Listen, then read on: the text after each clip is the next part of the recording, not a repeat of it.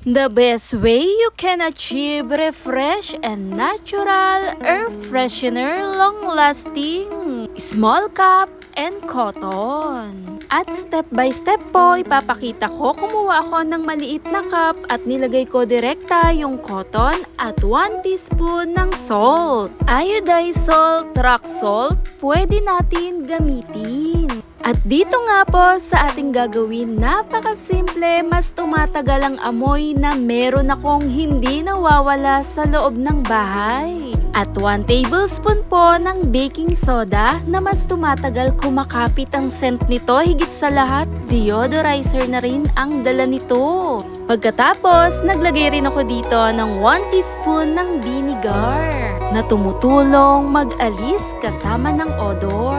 Nagiiwan din ito ng sariwa at napakabango lalo na rin sa mga sangkap pa na ating mga nilagay. Pagkatapos, kumuha ako ng essential oil. Pwedeng gumamit ng eucalyptus, citronella at yung mint na flavor po. Depende na rin sa scent kahit lavender. At dito nga po sa aking pang nilalagay, kaunting cloves nga po. Depende sa dami ng ating kakailanganin. Mas marami, mas lumalabas yung aroma nito.